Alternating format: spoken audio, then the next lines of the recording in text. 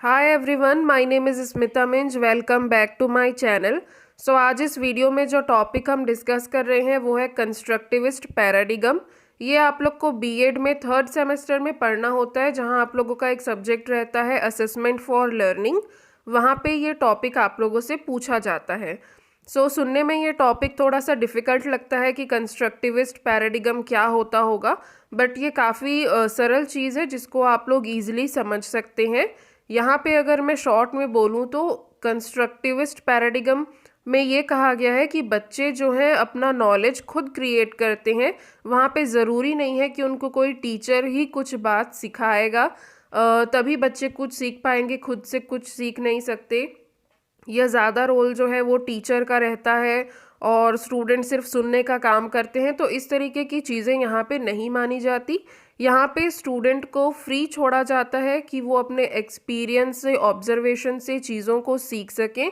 जो भी उनको थोड़ा बहुत पहले से नॉलेज है उसी के बेसिस पे वो न्यू नॉलेज क्रिएट करें, अपना खुद का नॉलेज क्रिएट करें और आगे बढ़े। इस तरीके की चीज़ें जो है पूरे कंस्ट्रक्टिविस्ट पैराडिगम में हमको देखना होता है। कंस्ट्रक्टिविस्ट जो वर्ड है वो बना है कंस्ट्रक्ट वर्ड से, यानी कि कंस्ट्रक्ट का मतलब होता है टू मेक, कुछ बनाना। तो बच्चे स्वयं से जब अपने नॉलेज का निर्माण करते हैं उसी को ही कंस्ट्रक्टिविस्ट पैराडिगम कहा गया है। स्टार्ट करते हैं और इसका इंट्रोडक्शन पार्ट देखते हैं। In the constructivist classroom, the focus tends to shift from the teacher to the student। यानी कि सारा ध्यान यहाँ पे कंस्ट्रक्टिविस्ट क्लासरूम में टीचर पर नहीं रहता कि टीचर ही बच्चों को चीज़ें सिखाएगा या बताएगा, स्टूडेंट पे मेन फोकस रहता है। The class is no longer a place where the teacher pours knowledge into students who wait like empty vessels to be filled. In the constructivist model, the students are urged to be actively involved in their own process of learning। यहाँ पे यानी कि कहा गया है कि learning process में teacher और स्टूडेंट दोनों का एक्टिव पार्टिसिपेशन जो है वो ज़रूरी है।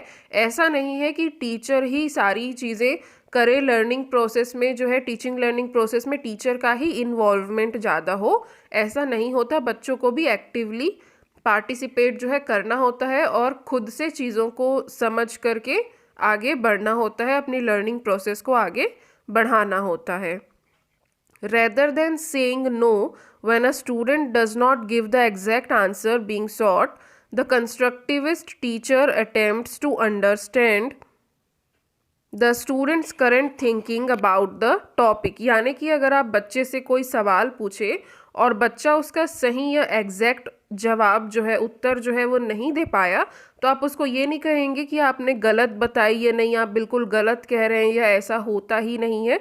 इस तरीके की चीज़ कंस्ट्रक्टिविस्ट क्लासरूम में हम नहीं करते, बल्कि जो टीचर है वो बच्चे की थिंकिंग को समझने का प्रयास करता है कि अगर मैंने ये क्वेश्चन इससे पूछा तो बच्चा इसका ये जो आंसर दे रहा है वो किस बेसिस पे दे रहा है, क्या इसके पीछे उसका तर्क है या इस चीज़ के बारे में वो कितना समझ पाया है, इसलिए वो ऐसी बातें कर रहा है। ये चीज़ जो है टीचर को समझनी होती है और इसी के मदद से उनको, बच्चों को आगे जो है सीखने में हेल्प करनी होती है। Constructivist believes that assessment should be used as a tool to enhance both students' learning and the teacher's understanding of the students' current understanding। ये था हमारा इंट्रोडक्शन कंस्ट्रक्टिविस्ट पैराडिगम का। आगे हमको देखना है meaning of constructivism. The word constructivism is derived from the word construct which means to construct और to make. Constructivism जो वर्ड है वो कंस्ट्रक्ट वर्ड से बना है। कंस्ट्रक्ट का मतलब होता है कुछ बनाना, यानी कि टू मेक।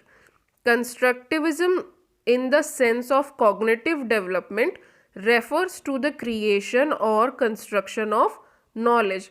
कॉग्निटिव डेवलपमेंट यानी कि बौद्धिक क्षमता या बौद्धिक विकास के साथ जब हम कंस्ट्रक्टिविज्म को जोड़ते हैं तो उसका ये मतलब होता है कि क्रिएशन ऑफ नॉलेज या construction of knowledge। Constructivism is basically based on the principle that the child himself builds knowledge and understanding about the world। यानी कि कंस्ट्रक्टिविज्म का मेन प्रिंसिपल जो है या जो बेस है उसका वो ये है कि जो चाइल्ड है, जो बच्चा है, वो खुद से बिल्ड करता है अपना ज्ञान और समझ दुनिया के प्रति, यानी जो भी चीज़ें उसके संपर्क में आ रही है उसके बारे में वो खुद से नॉलेज बनाएगा और ज्ञान लेगा।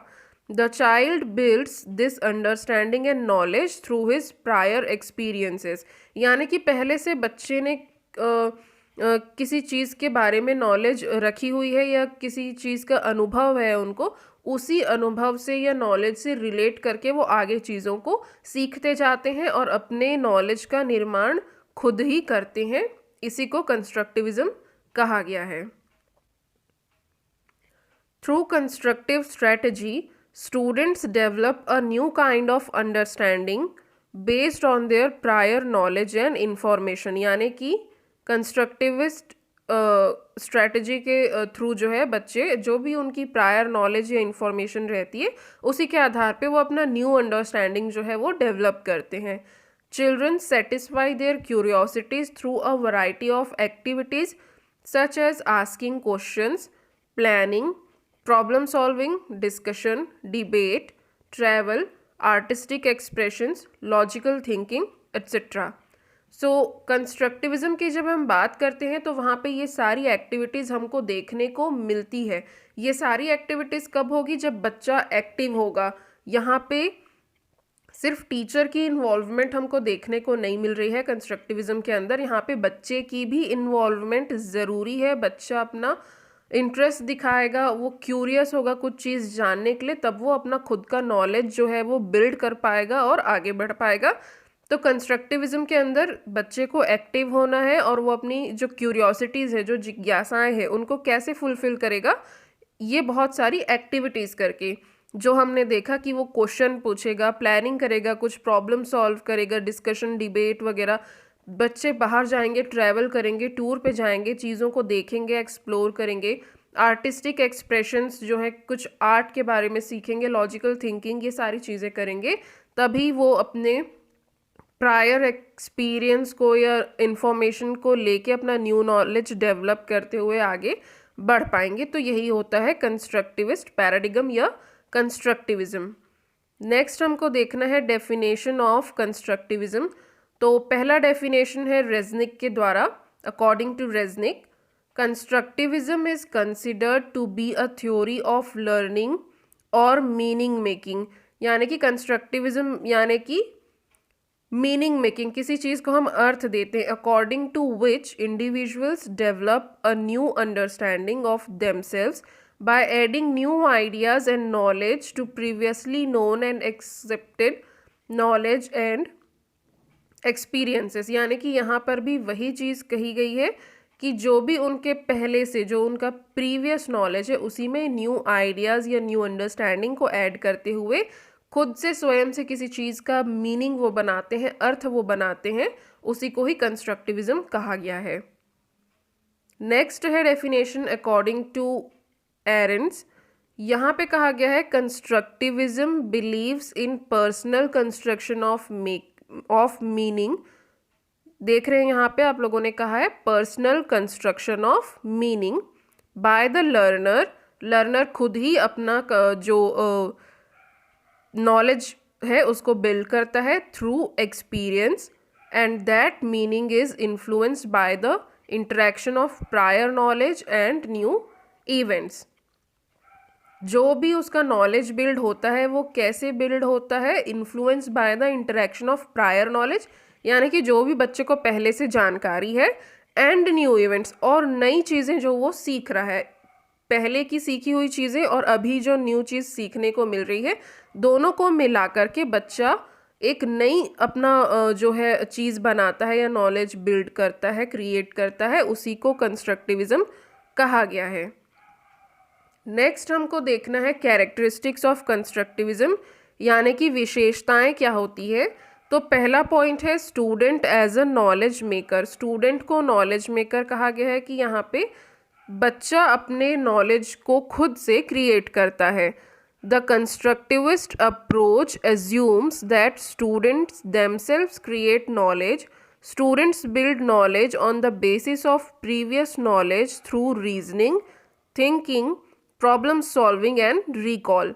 These ideas give importance to the individual differences of the child, that is, each person or child learns according to their capacity and ability. Next point हमको देखना है स्टूडेंट्स एक्टिवनेस, यानी कि स्टूडेंट का एक्टिव होना यहाँ पे ज़रूरी है। अगर सिर्फ टीचर ही चीज़ें बताया जा रहा है और स्टूडेंट एक्टिव नहीं है तो कंस्ट्रक्टिविज़म के अंडर वो चीज़ आएगी ही नहीं। बच्चा खुद से अपना कुछ नॉलेज क्रिएट कर ही नहीं रहा है, टीचर जो बता रहा है सिर्फ उतने ही चीज़ों को वो ग्रहण कर पाएगा। सो ऐसा यहाँ पे नहीं होता। कंस्ट्रक्टिविज़म की जहाँ पे बात होती है स्टूडेंट का एक्टिव होना ज़रूरी है। Constructivism is considered synonymous with active learning. It means with the activeness of the students, learning will be more rapid and permanent. The student is required to be active with the teacher and classmates during classroom teaching. यानी कि classroom teaching जब होती है तो teacher, student और सभी classmate सभी साथ में एक्टिव होने चाहिए। Project, problem solving, investigation, debate, discussion, group learning etcetera increases students activeness, यानी कि स्टूडेंट की एक्टिवनेस को आपको इंक्रीज करना है, बढ़ाना है तो कुछ एक्टिविटीज़ आपको करवानी होंगी, जैसे कि आपको कुछ प्रोजेक्ट मेथड से उनको कुछ चीज़ें सिखानी होगी, इन्वेस्टिगेशन करने के लिए देना होगा, डिबेट या डिस्कशन या ग्रुप लर्निंग जैसी चीज़ें आप करवा सकते हैं। नेक्स्ट पॉइंट है कैरेक्टरिस्टिक्स की इंटरैक्टिव लर्निंग। जो लर्निंग है वो इंटरैक्टिव होनी चाहिए, दोनों साइड से कम्युनिकेशन होना चाहिए, टीचर भी और स्टूडेंट का भी। There is a coordinated effort of both student and teacher in constructivism और constructivist learning process. There is a continuous interaction between students and teachers. Teachers enhance knowledge creation and confirmation in students through a variety of activities. So 3 point हमने देखे characteristics के, student as a knowledge maker, students activeness and third interactive learning. Next आएगा indirect role of teacher, यानी कि यहाँ teacher का जो काम है वो पर्दे के पीछे है ऐसा कहा गया है, डायरेक्ट रोल नहीं है। यानी कि जो मेन फोकस है पहले ही हमने देखा कि वो स्टूडेंट पे है कि स्टूडेंट खुद अपना नॉलेज क्रिएट करेगा, इसलिए यहाँ पे स्टूडेंट को फर्स्ट प्लेस दी जाती है एंड टीचर को जो है सेकेंडरी प्लेस में रखा जाता है। In constructivism the role of teacher is not eliminated, यानी कि टीचर का रोल एलिमिनेट यानी कि हटाया नहीं गया है, but there is some difference. The position of the teacher is helpful in increasing the knowledge of the students. Teachers act as facilitators. Teachers यहाँ पे facilitator के तौर पे act करते हैं. Support is taken from the teacher as required by the students and the teacher also guide as needed. जब भी बच्चों को कुछ गाइडेंस की ज़रूरत होती है या सपोर्ट की ज़रूरत रहती है उसके लिए टीचर वहाँ पे जो है प्रेजेंट रहते हैं, पर डायरेक्ट रोल उनका नहीं कहा गया है। नेक्स्ट पॉइंट है कोलैबोरेटिव लर्निंग। कोलैबोरेटिव लर्निंग में भी वही आएगा जैसे कि इंटरैक्टिव लर्निंग था कि मिलजुल करके सीखना है, सबको इन्वॉल्व होना है, तभी बच्चे जो है आगे बढ़ पाएंगे। Collaborative learning occurs in constructivist approach. Students learn through discussion and exchange of ideas, यानी कि डिस्कशन जब करेंगे, एक्सचेंज ऑफ आइडियाज़ होगा, एक दूसरे के विचार सुनेंगे, समझेंगे, शेयर करेंगे, तब भी बच्चे जो है एक दूसरे के साथ इंटरैक्ट कर पाएंगे, एक्टिव भी रह पाएंगे और चीज़ें सीख भी पाएंगे। नेक्स्ट पॉइंट है चेकिंग ऑफ लर्निंग, यानी कि जब बच्चे डिस्कस करते हैं, आपस में डिबेट करते हैं या कुछ भी ग्रुप में वर्क करते हैं, ग्रुप लर्निंग करते हैं, तब वो अपने नॉलेज को चेक भी कर पाते हैं कि हम इस चीज़ के बारे में किस तरीके से सोच रहे थे और मेरा क्लासमेट जो है वो इस चीज़ के बारे में किस तरीके से सोच रहा है या टीचर हमको इसके बारे में क्या बता रहा है। तो नॉलेज जो भी हम क्रिएट कर रहे हैं, अब बच्चा खुद से अपना नॉलेज क्रिएट कर रहा है, इसका ये मतलब नहीं कि वो उल्टी सीधी या गलत चीज़ें कुछ भी सीख ले। जो भी वो सीखता है उसकी चेकिंग भी होती है, वो खुद चेकिंग करता है टीचर्स की बात सुन के, अपने क्लासमेट्स की बात सुन के। In constructivism students actively check learning It is not necessary that the knowledge of the student is right or proper. For this, they check the learning through teachers and other classmates. Next point हमारा है student freedom, यानी कि student को यहाँ पे freedom दी जाती है कि अपने तरीके से वो चीज़ों को सीख सके। कोई उनके ऊपर बहुत बर्डन या प्रेशर नहीं रहता कि आप यही चीज़ पढ़ सकते हो, आप यही चीज़ कर सकते हो, आप यही एक्टिविटीज़ कर सकते हो, या आपको इस चीज़ को इस तरीके से ही सीखना है। ऐसा कुछ भी दबाव जो है वहाँ पे नहीं रहता। In constructivism the freedom of the child is taken care. No specific pressure is made on the child. Children are completely free from pressure of the teacher. Although teachers indirectly provide directions to the child, students' freedom is more important in constructivist approach. Next और last point हमारा है flexible system. So यहाँ पे कहा गया है a formal knowledge area is to be negotiated in a planned and very frequent way without any planning. This work can be directly from the process of learning or by referring to a content or lesson, checking a website or any other means. यानी कि ये एक flexible system है। यहाँ पे ज़रूरी नहीं है कि आप एक planned way को फॉलो करते हुए ही बच्चों को कुछ सिखा पाएंगे या टीचिंग लर्निंग प्रोसेस जो है वो कंटिन्यू कर पाएंगे, बल्कि आप बच्चों को सिर्फ डायरेक्ट कीजिए या गाइड कीजिए कि वो किस तरीके से अपनी लर्निंग में आगे बढ़ें। चाहे वो बुक्स लेसन जो अपने बुक को देखें, बुक के कंटेंट देखें, लेसन्स देखें, चाहे वो वेबसाइट से देखें, चाहे वो किसी भी और अदर मीन्स से देखें, बस वो अपनी क्यूरियोसिटीज़ को फुलफ़िल करें। जो भी जिज्ञासा है जानने की उसको जान पाएँ और अपना नॉलेज क्रिएट कर पाएँ, सही नॉलेज क्रिएट कर पाएँ। इसमें आपका फोकस होना चाहिए, ना कि आप बहुत एक रिजिड रूल या एक फिक्स रूल बना दें और उसी के अकॉर्डिंग ही बच्चों को पढ़ाएं। ऐसा नहीं होता। फ्लेक्सिबल सिस्टम कंस्ट्रक्टिविज्म में हमको देखने को मिलता है।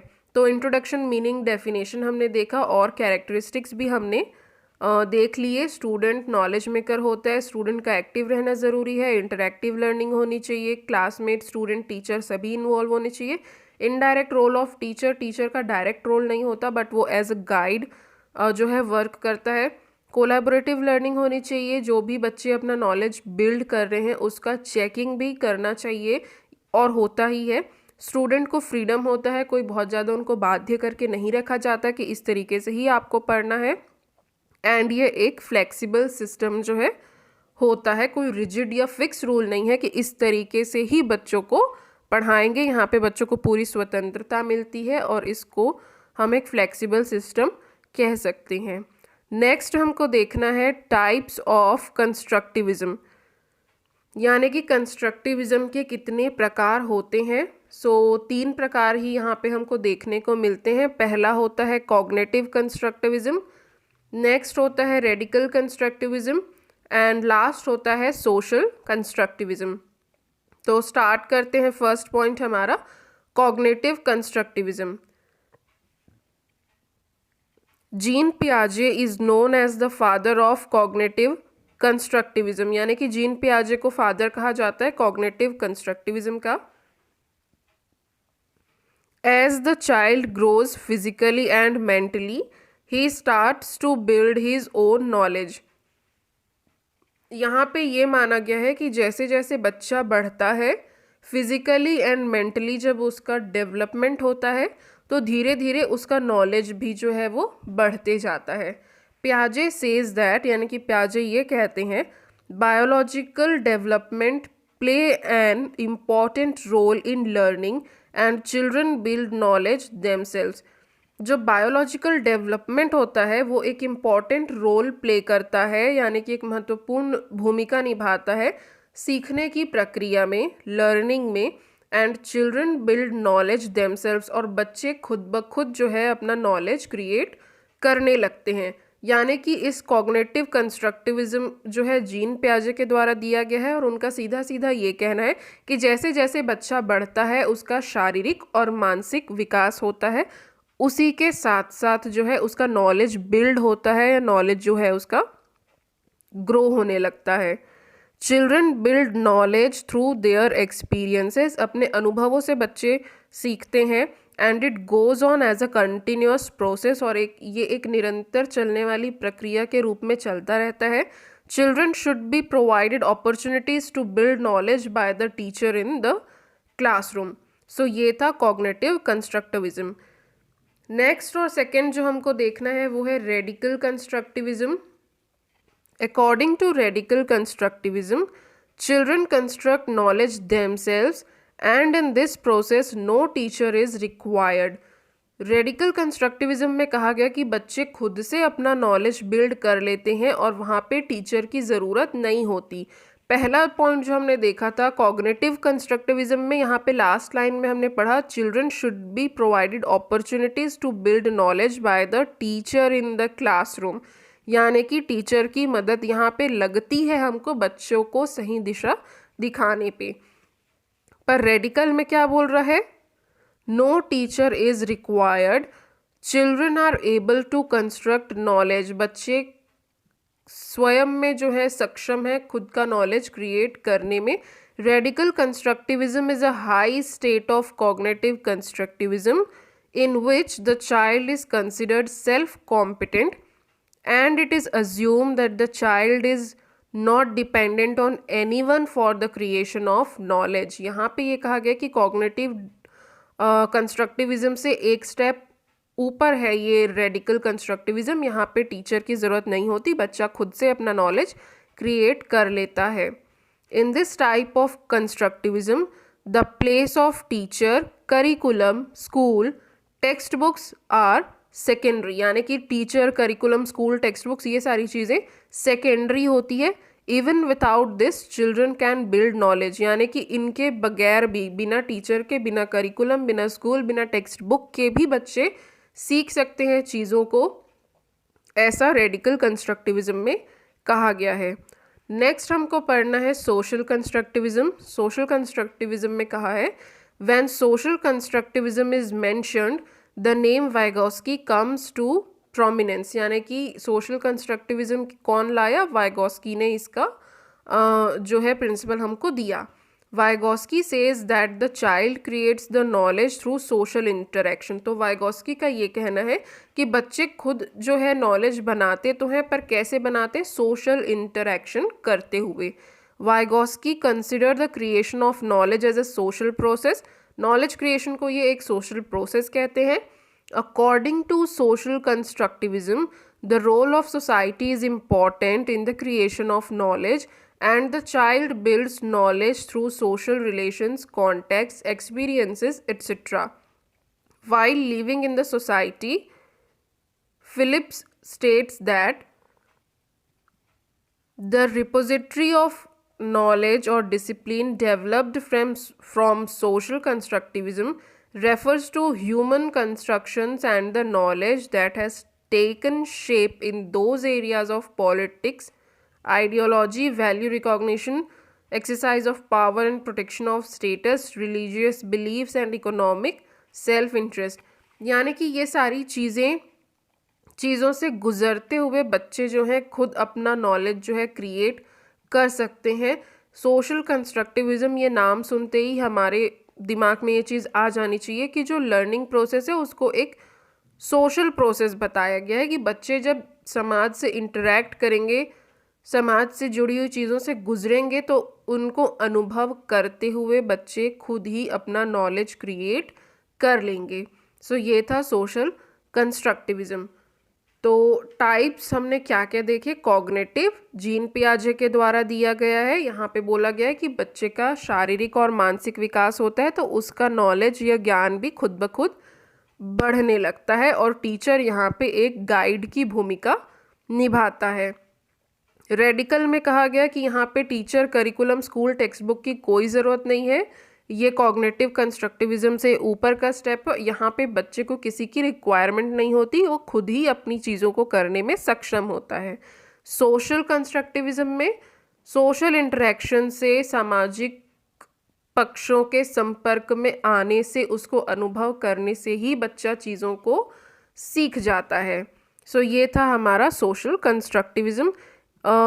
इसके आगे और भी कुछ टॉपिक्स जो हैं हमारे हैं, जैसे मॉडल्स क्या होते हैं, मेरिट्स, लिमिटेशन, टीचर का क्या रोल होता है, ये सारी चीज़ें मैं आप लोगों को नेक्स्ट वीडियो में कवर कराऊंगी। आज हमने introduction, meaning, definition, characteristics and types जो है वो देख लिया। उम्मीद है सारे पॉइंट्स जो मैंने आज डिस्कस किए वो आप लोगों को क्लियर होंगे, सब कुछ समझ में आया होगा। तो लाइक ज़रूर से कर लीजिएगा वीडियो को, सब्सक्राइब कर लीजिए चैनल एंड फ्रेंड्स के साथ ज़रूर से शेयर कर लीजिए ताकि सभी स्टूडेंट्स तक जो नोट्स हैं वो जा सकें। सो मिलेंगे अब नेक्स्ट वीडियो में नेक्स्ट टॉपिक के साथ। Thank you.